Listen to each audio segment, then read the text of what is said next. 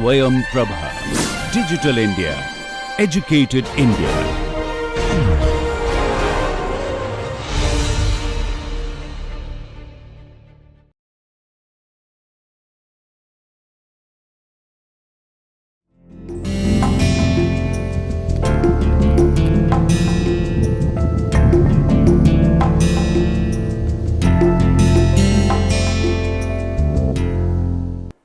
Welcome back to our class.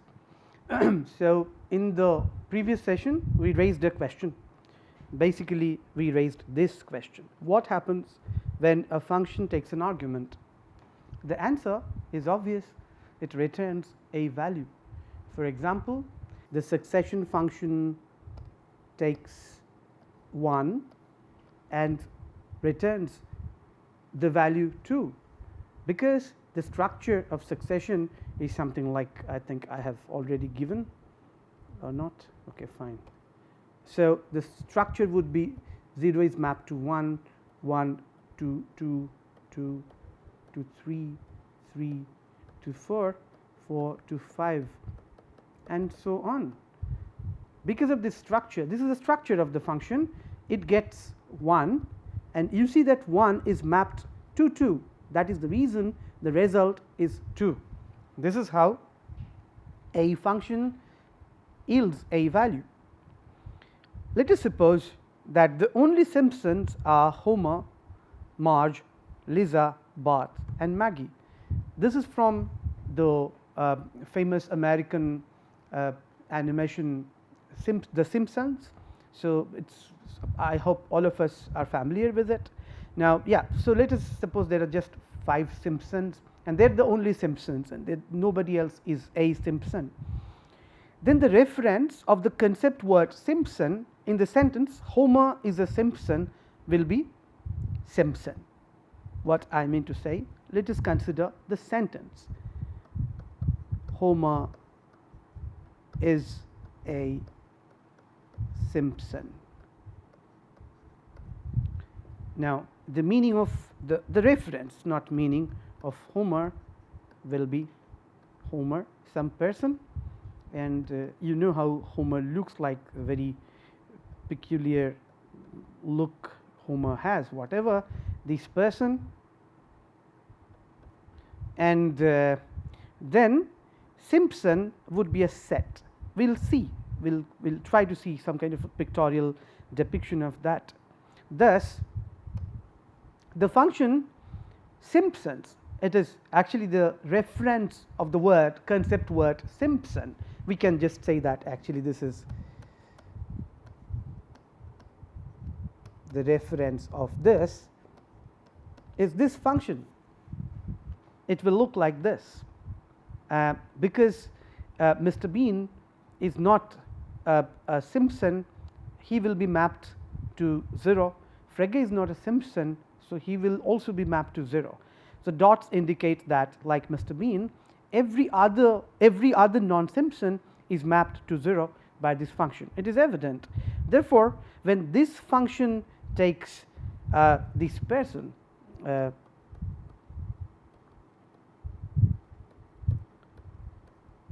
the reference of the word Homer as an argument, it yields 1. This is only intuitive.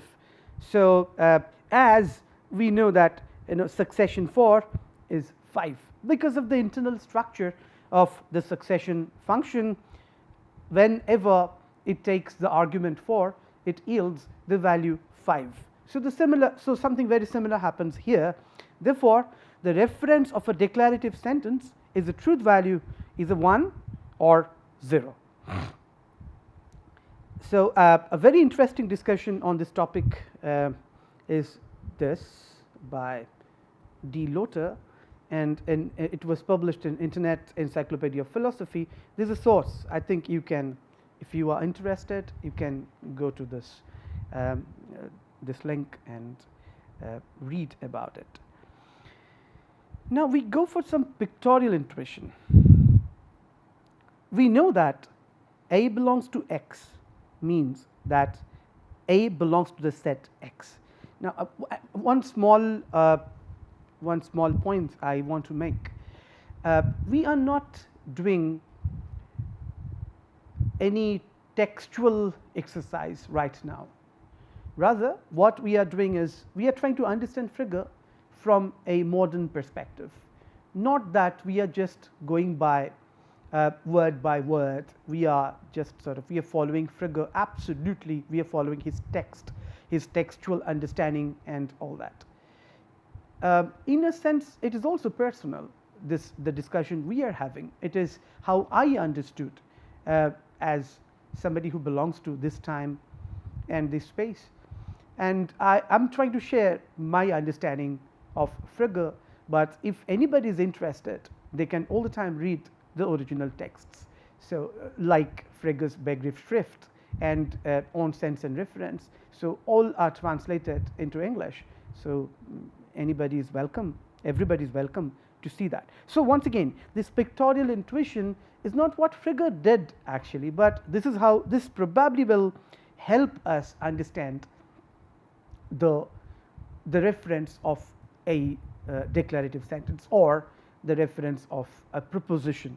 That is why I just I thought I should share this.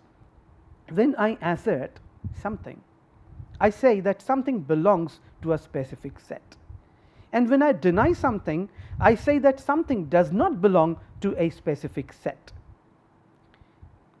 We can have a common word for such claims about belonging or not belonging. We can call these claims belongingness claims. Now, we can very easily see that truth is some kind of, truth is some kind of success of the belongingness claim in every possible sense. For example, when I say that Homer is a Simpson, I try to say that Homer belongs to this set. Homer, Lisa, and there would be three other names. There would be three other names here. So, if this is true, then you can see that the belongingness succeeds. Actually, it succeeds. We can see very easily that Homer actually belongs to this set. And when we say that Homer does not belong to this set, this we remember that. I hope all of us remember that this means that does not belong to. When we say Homer does not belong to, or rather Homer is not a Simpson at the linguistic level, we say that Homer is not a Simpson, our claim means something like this. It refers to something like this, that is, Homer does not belong to the set where Homer is. Can you see that this denial once again is some kind of a failure? It faces some kind of belongingness failure, because it says that this belongingness doesn't hold, but actually it holds. So, truth in a sense can be seen as the success of the belongingness claim made by a sentence, and falsity can be seen as the failure of the same. So, this thing we would like to put in kind of a picture in a pictorial form and see what happens. So, I just wanted to put the intuitive understanding in a pictorial format. I collected pictures of the Simpson family, all the Simpsons from various websites on the internet, and tried to do this. So, this is about the denotation or reference of a single term and of a predicate that is a concept word. So, interchangeably for Frigger, single term is actually a proper name, but we are using the modern terminology here, and a predicate is a concept word. Now, what is the denotation or the reference of the word Homer?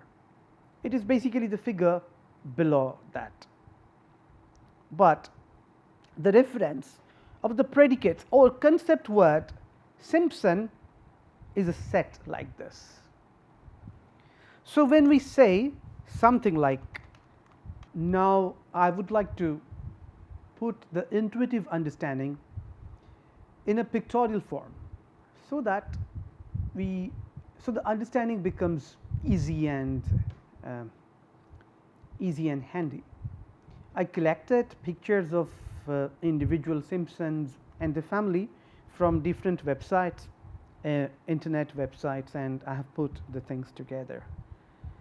When somebody says, once again, denotation is a modern word for the friggin proper name, friggin reference, and a single term, or whatever, single term in this case, is kind of a modern understanding of the friggin term proper name, and predicate is actually, we are using a very old word, but this word is kind of a synonym for the friggin concept word. So, and as I said, denotation, the word denotation is the same as reference for the time being, roughly speaking. So when somebody talks about the denotation of a single term such as Homer, they kind of select the picture below that picture. What here, let us pretend that the picture is the person, and when somebody says Simpson, they actually talk about, they refer to the set that appears below Simpson. And when somebody says that Homer is a Simpson, somebody talks about a membership. Now the old pictures, neither Homer has a truth value, nor does Simpson have a truth value, because Simpson, the word Simpson refers to a set, that's it, not to a truth value. It, whatever the reference cannot have a truth value. It's not a claim. It is neither true nor false, the reference. So in the old case, right? So in the case of the first one and the second one, there is, for example, here, this is just Homer Simpson. This is neither true nor false. But that, and the same applies to the second. But that is not true. So this one, but that is not true about this, for example. This is something very special. This is a claim. The sentence claims something. In precisely speaking, the sentence in this case asserts something. It asserts that Homer is a Simpson. Now, in a sense, in different words, it claims some membership. It claims that Homer, the real person Homer, is a member of the set given. Now you can easily verify that yes, it is actually trying to make a claim, and it is asserting something. Any assertion or denial is kind of a claim, and you can also see that the claim is the membership, if you call it the membership claim, then it is either successful or it is a failure. In the first case, in the case of Homer is a Simpson, it's a success. But look at the second sentence, Mr. Bean is a Simpson. It's a failure. You do not find Mr. Bean in the picture, in the set that is given. So that is the reason the first sentence, that is Homer is a Simpson, is true, but the second sentence, Mr. Bean is a Simpson, is false, because there is kind of failure involved in the second, but the first one doesn't have that failure. We will now present the arguments actually offered by Frigger in his famous essay Über Sinn und Bedeutung, that is on sense and reference, which was published in 1892. That's a canonical text for semantics, mainly for formal semantics and for philosophy of language also. I'm not going to present the original arguments presented by Frigger, but here we would mostly talk about simplified versions of that, versions that are easily accessible. So Friggers' intention, what is Friggers' intention? What does he want to establish? What does he want to prove in this paper? Many things, many very, very important things. One thing is, he wants to say that a linguistic expression, so to say, he is talking about meaningful linguistic expressions. Now, there are two sides to it, to the meaning of the linguistic expression. One, its sense, the other reference. What does he mean by the sense and the reference of a meaningful linguistic expression? For the time being, let us suppose that a meaningful expression does not have any sense, it has only a reference. That is, it refers to something, either an object or a function, but it does not have any sense. Then what happens? So, what is its reference? The thing it somehow picks out from the world out there. For example, as we said before, that Frigger, the word, picks out the person Frigger from the real world. So, the person Frigger would be the reference of the word Frigger. So, if a meaningful expression has only the reference and no sense, then what happens is something like this. Let us consider two expressions. We say something x is an even prime number greater than 2, and about some other thing we say that y is a number larger than 100 while being smaller than 50. Now, we understand that the expressions both a and b are meaningful expressions, no doubt, because they mean something, but what is it they refer to? So, they are meaningful without having a reference, because any prime number greater than 2 must be an odd number. By definition, they cannot be prime, because they will be even numbers are divisible by 2. So, 2 is the only even number that is prime. No other prime number is actually an even number. So, all other prime numbers are greater than 2. So, what will be the reference of suppose we want to make we want to talk about the reference of this expression. It will be the empty set. And what will be the expression of this expression, that is number larger than 100 while being smaller than 0? Once again, it has to be the null set. It is simply because there is no number that is larger than 100, but smaller than 50. So, we can see that if we understand that these two are these two are meaningful expressions, and 2, that means, that implies that they have some meaning element. What is that? We can see that if that is the reference, then there is absolutely no difference, because both actually refer to the null set in this case, but they are different. How do then I account for their difference in meaning, or rather the meaning difference? We need to have another element. We must say that they have another meaning element which somehow differentiates between these two expressions. That thing precisely is their sense. We understand that both the expressions refer to the empty set, since no number fits either of the descriptions, but at the same time we understand that they have meaning difference. So, whichever factor is causing that difference is called sense. So, each expression, each of A and B would have its own sense. Now, what is sense? So, for Frigger, sense, we are translating the Friggian Sinn as sense, and reference, sometimes we say denotation.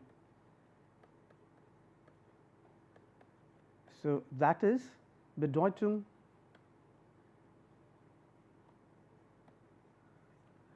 for Frigger. Frigger understands the sense of an expression as a path, kind of a journey that leads somebody to the reference of that expression. We can understand that, take two expressions, the successor of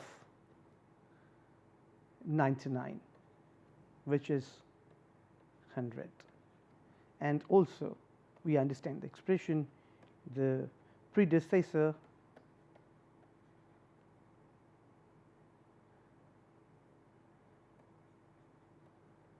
of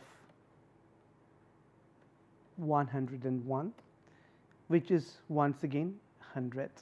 Now, do we notice here that they share one meaning element, that is their reference?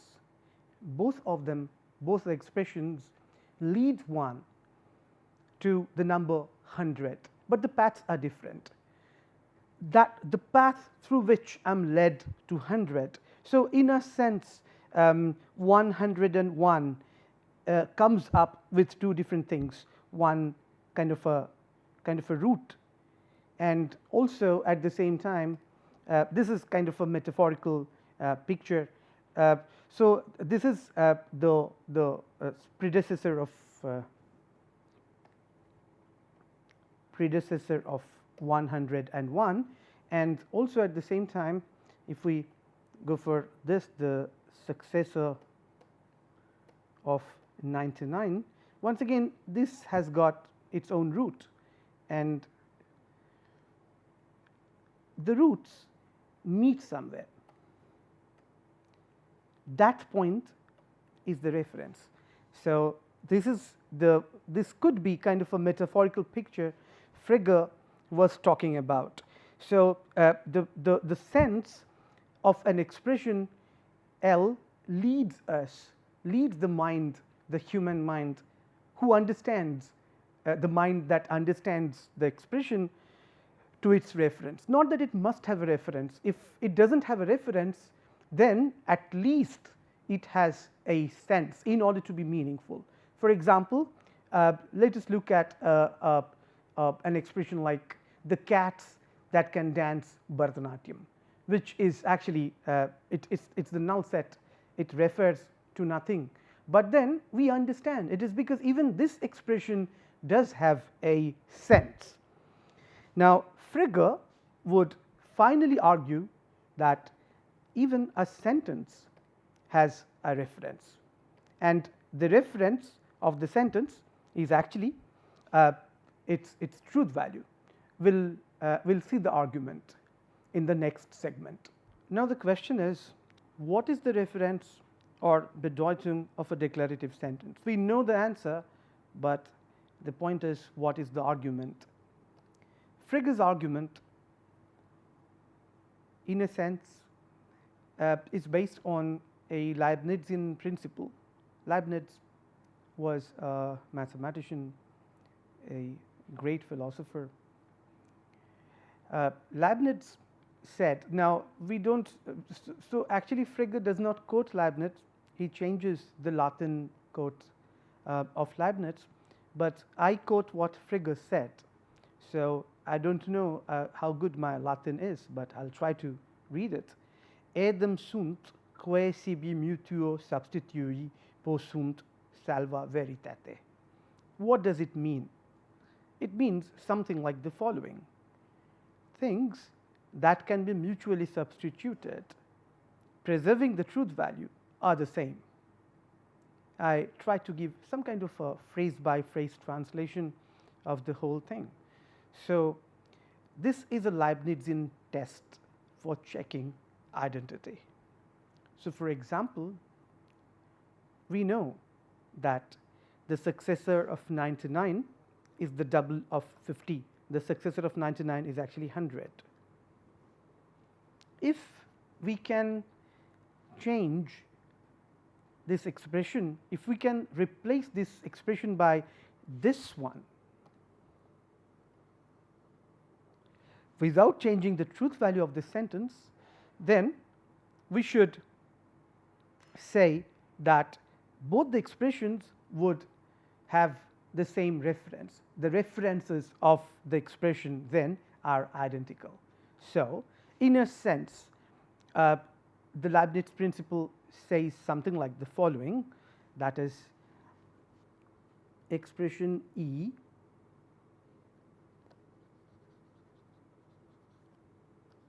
replaced by expression E2. If this happens, even then no change of truth value of the sentence.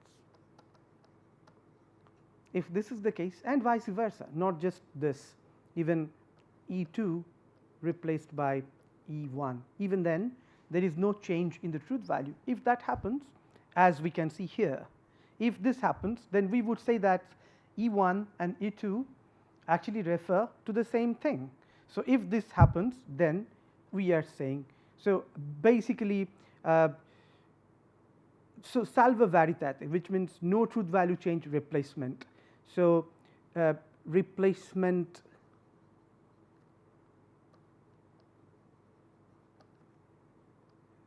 without changing the truth value means that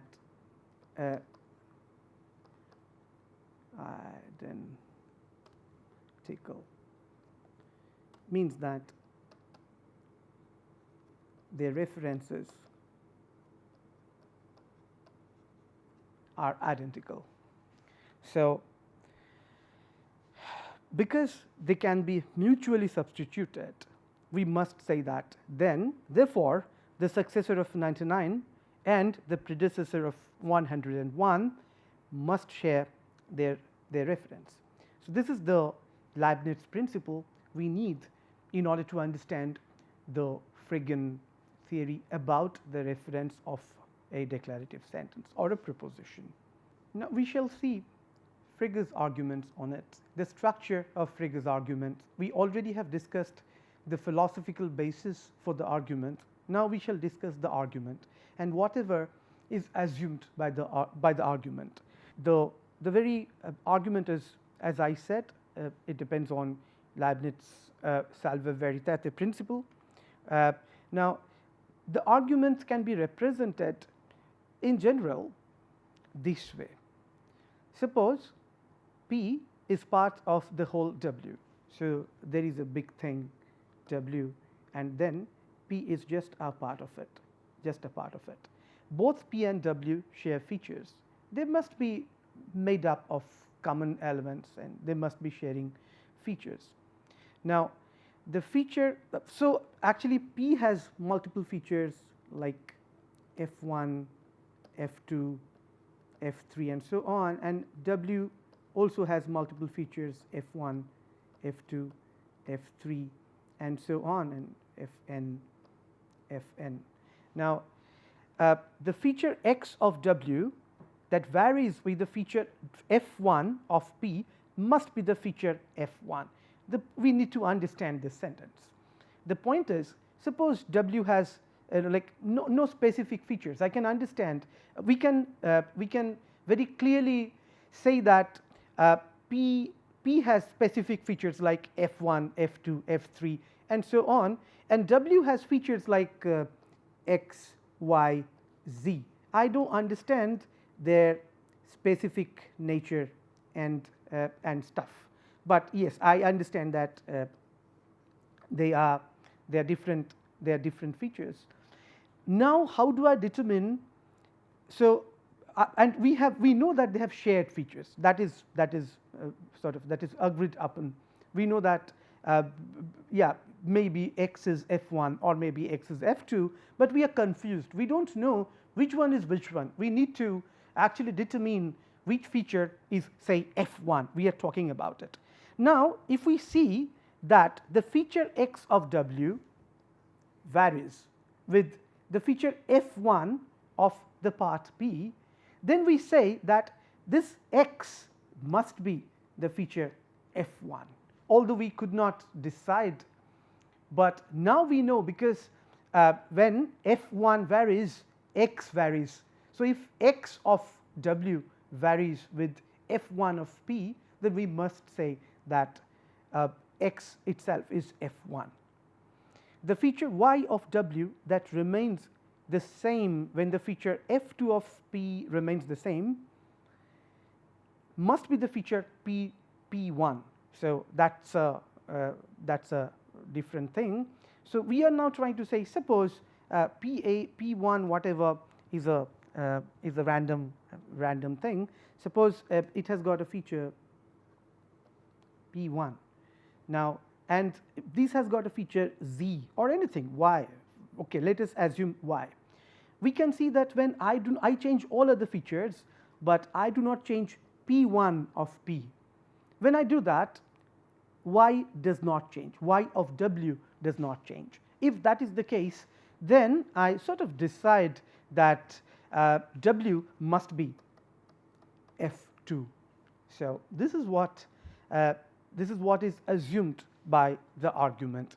If a feature of the whole varies with a specific feature f1 of the part, then we say that x is nothing but f1.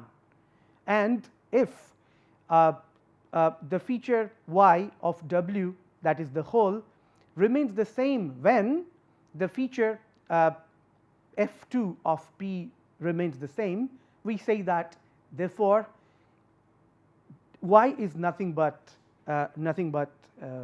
f2.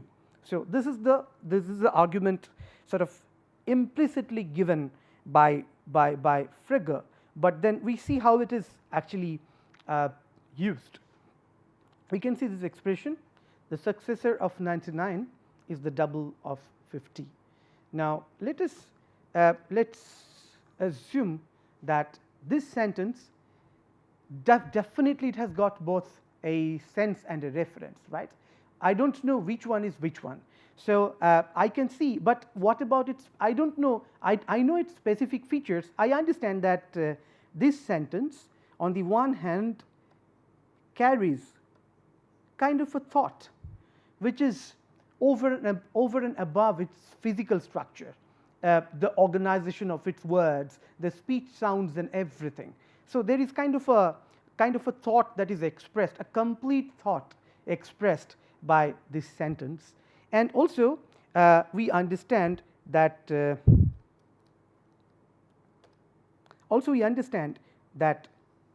this sentence also has a truth value.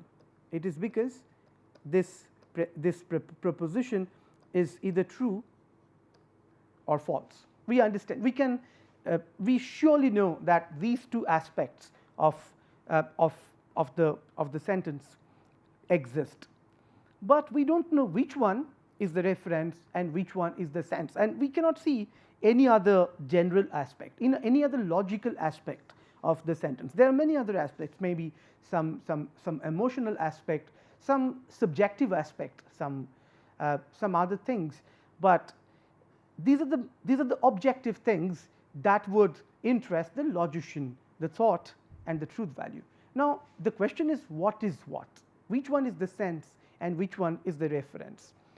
When we sort of consider this expression, it is very clear that its reference is 100 and its sense is as we said, some kind of a route that leads us to the number 100, that we know. Now, we are running this through the Leibnizian test of salva veritate. We consider another sentence where the locus is the same. The locus looks like there is a space, then is the double of 50. This is the locus. In the locus, I cut. E is the double of 50. So, there is a space in it, an empty space here, and first in the previous sentence we had the successor of 99 in this space. Now, we have the predecessor of 101, and we can see that these are expressions, that is the successor of 99 and the predecessor of 101. They have different senses, but the same reference. We can see that, and because I have changed the senses of the expressions, I have replaced another expression. I have replaced one expression by another one having a different sense, but the same reference. And by doing that, what I observe is one thing remains same here. We know that it has got two different aspects. One, it's the sentence, the whole thing. One, it's thought, and the other one, its truth value. Now, we can see when the reference remains the same even after the sense changes, we see that what does not change here at the sentence level is the truth value. That is, the truth value is a feature that does not change, is the double of 50. So, there is a space in it, an empty space here, and first in the previous sentence we had the successor of 99 in this space. Now, we have the predecessor of 101, and we can see that these are expressions, that is the successor of 99 and the predecessor of 101. They have different senses, but the same reference. We can see that, and because I have changed the senses of the expressions, I have replaced another expression. I have replaced one expression by another one having a different sense, but the same reference. And by doing that, what I observe is one thing remains same here. We know that it has got two different aspects. One, it's the sentence, the whole thing.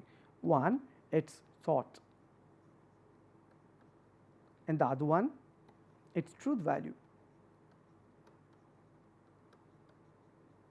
Now, we can see when the reference remains the same even after the sense changes, we see that what does not change here at the sentence level is the truth value. That is, the truth value is a feature that does not change when the reference of the sentences, of the expressions we substituted, do not change. That is, we replace an expression with a co-referential expression, but that replacement is salva veritate, that is truth value preserving. When that happens, what happens is, what is preserved is the truth value of the sentence. At the sentential level, the truth value is preserved. So, both the sentences are true.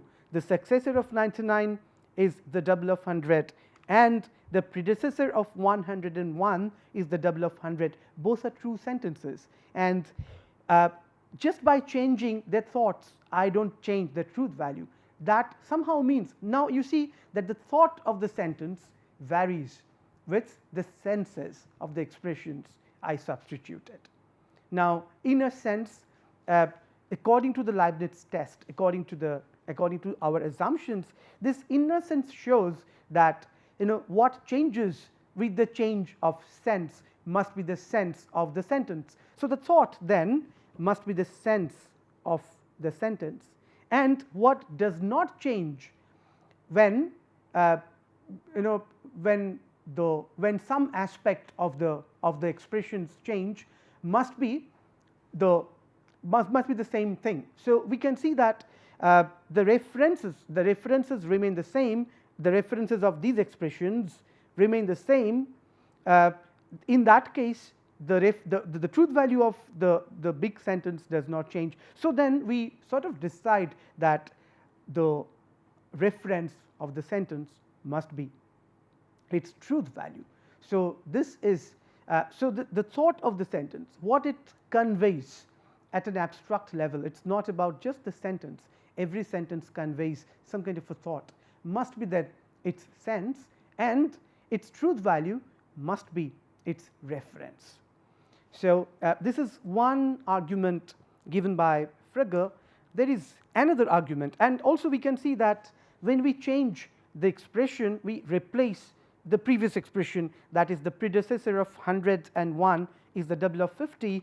When we change that with the non-coreferential expression, that is the successor of 98, which so you can see that the reference of this is actually 99. So, it is non-coreferential, it does not share its reference with the previous expression, which was the predecessor of 101. They are different, they have different references. So, we can see that they are not the same.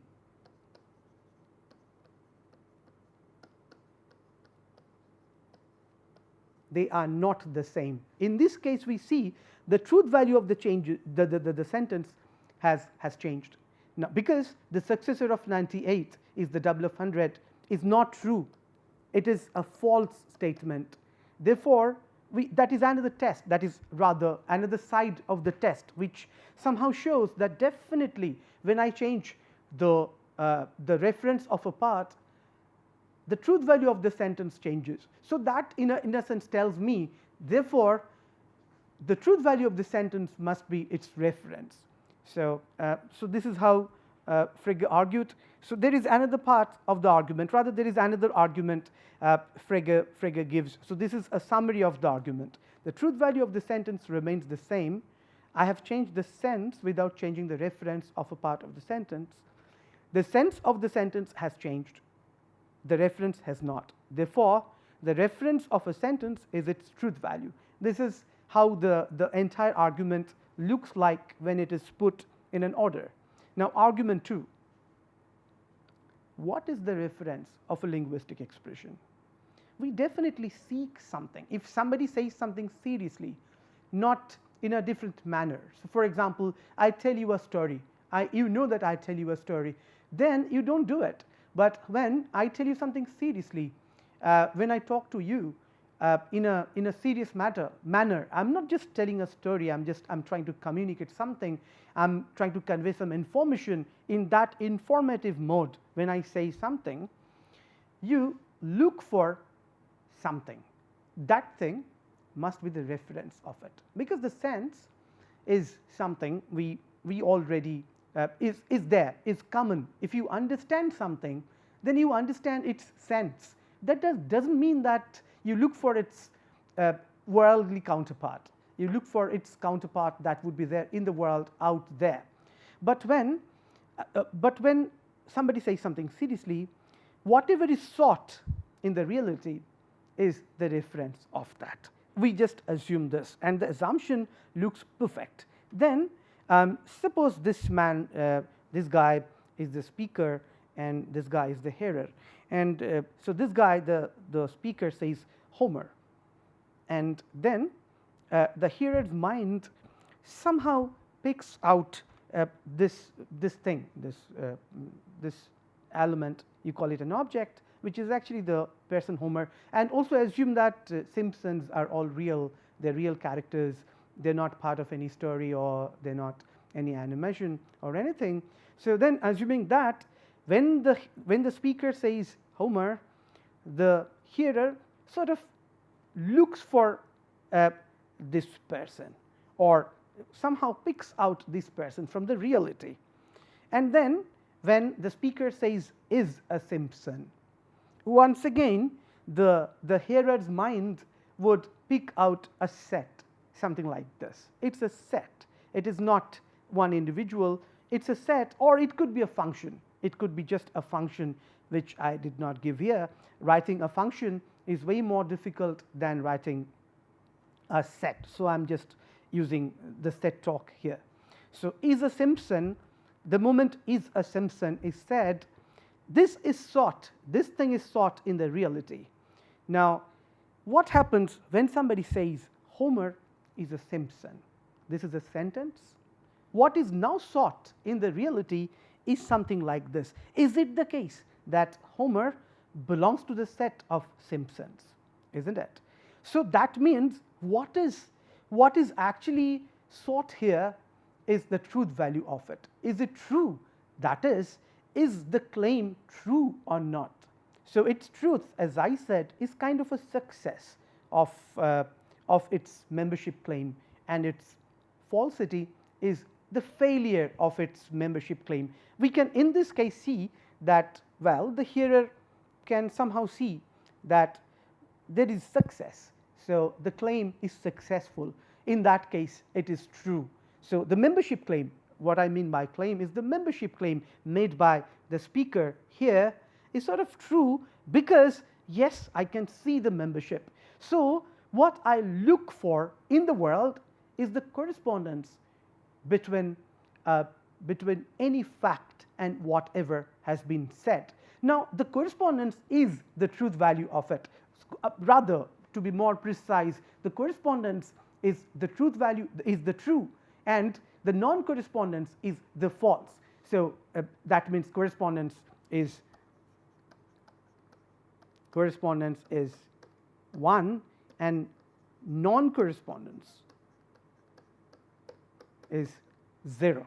So then, if this is what we are looking for, then this must be, that is the truth value. We are looking for the truth value of the sentence. If that is the case, then the truth value must be its reference, because we look for the reference when, so we reach out to the world when somebody says something in an informative mode.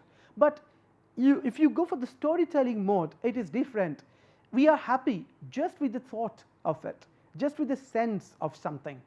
Somebody says, we never even think that their references have to be picked out from the reality. We do not even look for their referential counterparts in the world. The moment I tell you that I am going to tell you a story, you stop doing that. But when I convey some information, when I tell you something, seriously, you do this seeking job, and that somehow shows that so when you said, once again, to be very sort of brief, whenever somebody says Homer, I look for this person in the world, and whenever somebody says he's a Simpson, I look for this set in the world, and these are references. By extension, then what I look for, that is, I look for the truth value of it, then must be a reference by the extension of the same argument, that whatever I look for in the world, whatever I reach out, whatever I reach out for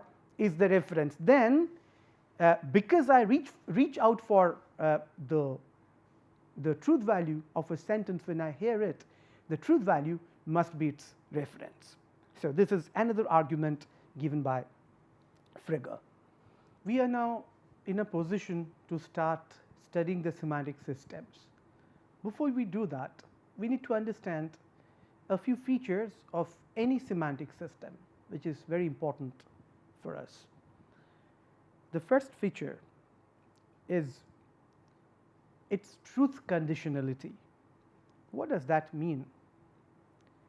Our semantics, there are many different kinds of semantic models. The models we are going to talk about, we are going to study, are truth conditional. What it means is the following. We assume, so this is from Introduction to Montague Semantics, which is going to be our textbook for the next sessions. To know the meaning of a declarative sentence is to know what the world would have to be like for the sentence to be true. So this is the theory of understanding we are going to adopt. Now, what is meant by a truth condition? Truth conditions of a declarative sentence S are the conditions under which S could be true. Now, remember, we are not saying that the sentence will be true. We are saying that under these conditions, that is, If these conditions are fulfilled, then this sentence S would be true, not that it is true. So, how does it help us understand any semantic model? It helps this way. Consider this sentence. This is in Latin. Amicus Platon sed magis amica veritas. It means, do you understand what it means? Perhaps no. Perhaps some of us understand it. Some of us do not. Those who do not must notice something here. That is, they don't know how this sentence could be true. And those who understand this sentence would also notice that they know that they don't know whether the sentence is true or not, but at least they know one thing, that is, they know the conditions under which it could be true. This is very important for us. Now, for your information, this sentence is attributed to Aristotle, and it means that Plato is dear to me, but still dearer is the truth, veritas. Amica means dear, magis amica is dearer, veritas the truth. Although amicus Platon, Plato is dear to me, yes. This Aristotle said before he left Plato's academia. He had some kind of conflict with Plato, and he left Plato's academia.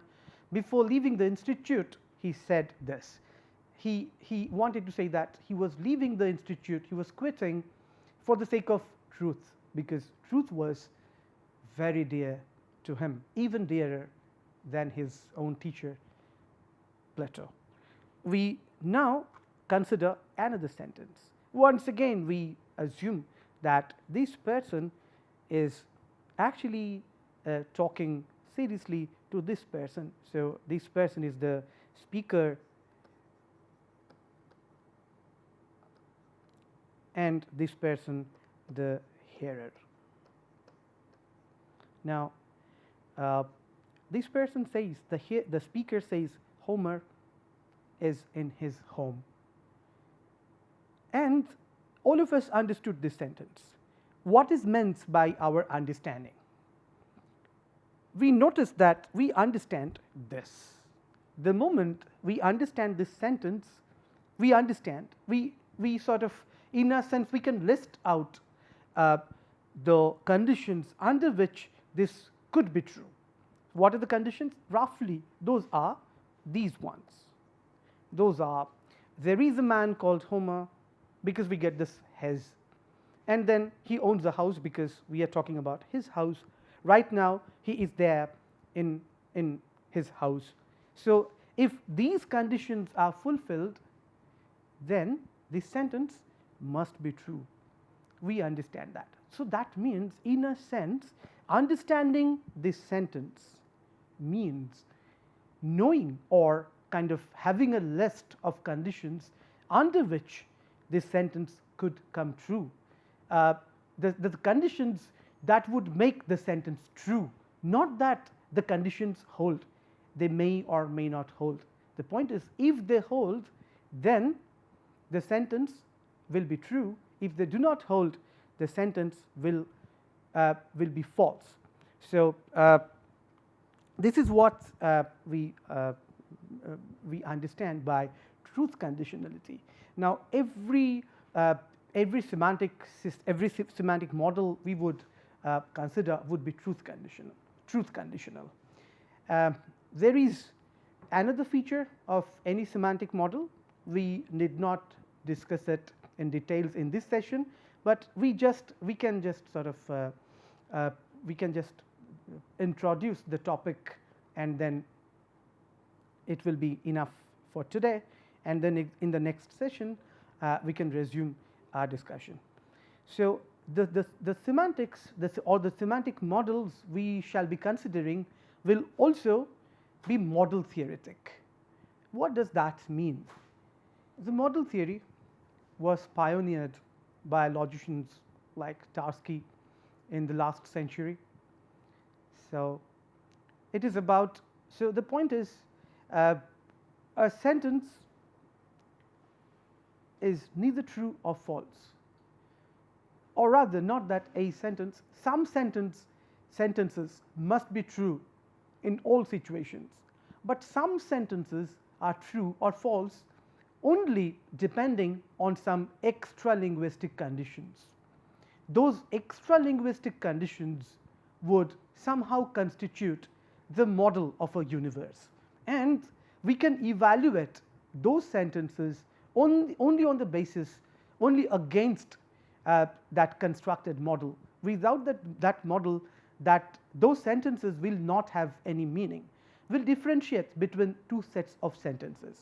The first set, the first set of sentences that do not depend on any external model would be pure logical sentences.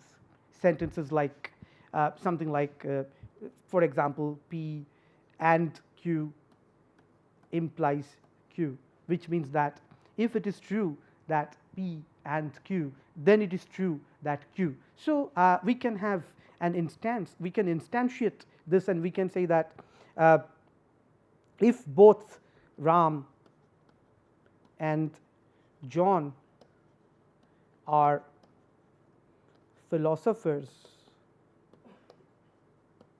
then Ram is a philosopher. Now, these sentences, now we do not need any model, we do not need any actual Ram or John or philosophers to justify this sentence. This sentence will be true anyway. On the other hand, there are sentences of a different type. For example, just take Ram is a philosopher. How do I know whether this sentence, Ram is a philosopher, is true or not? There is, I do not know how to evaluate this sentence, although I understand its sense, the thought conveyed by this sentence. I do not know its truth value. In order to evaluate its truth value, I need a model against which it will either be true or false. We need to construct that model. Sentences of this site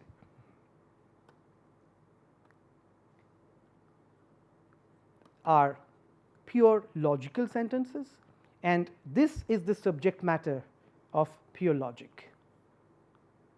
And on the other hand, sentences of this type